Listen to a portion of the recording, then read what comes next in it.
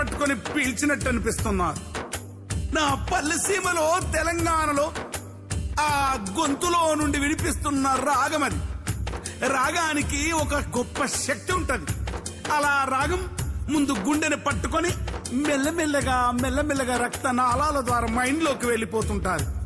ఎవరిదా గొంతు, ఏ కన్నీటి గాథల బాధల ఆ శబ్దం, దానికి అక్షరాలు వలలిండ్రు, దానికి రాగాలు ఎవరు కట్టారు?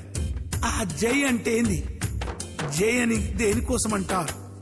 దేవునికి జై అంటారు, ఓటుకు జై అంటారు, లీడర్ కు జై అంటారు. కానీ ఈ గొంతు ఎందుకో జై తెలంగాణ, మరే జై గొట్టు, అలా విముక్తి కావాలంటున్నది. జై గొట్టుమంటుంది, జై జై తెలంగాణ అని కదులమంటుంది. విను.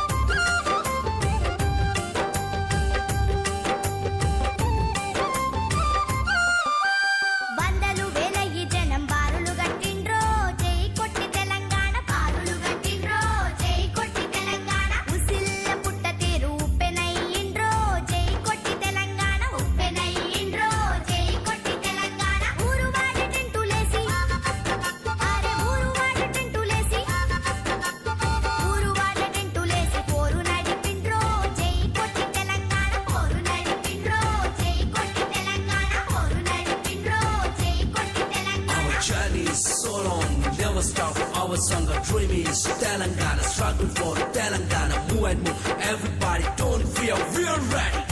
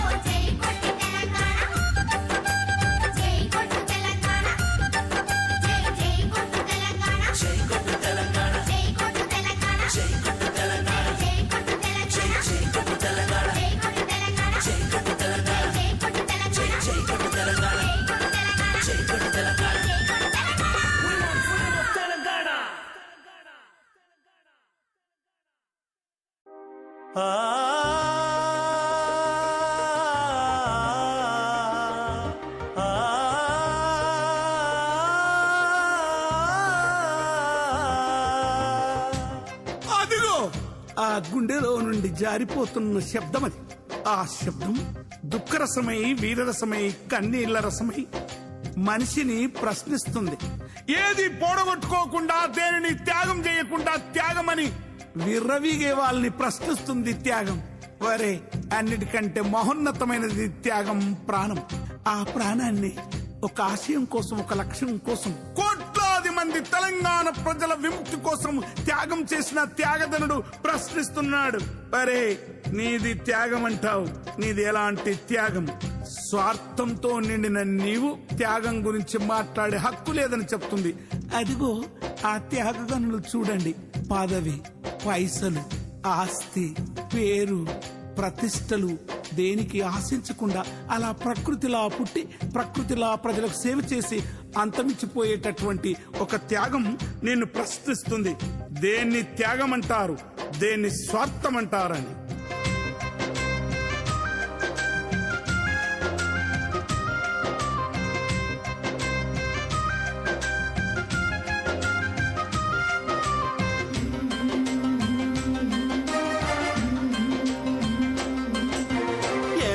మీది త్యాగమనాలి నాయకులారా, అసెంబ్లీ సీటు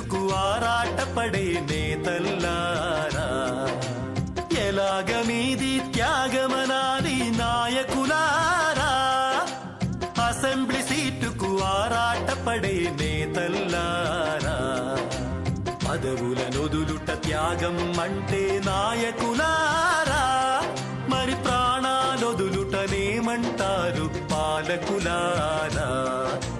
యూనివర్సిటీ పోరులో ఒరిగిన వీరులనేమందాము మరి?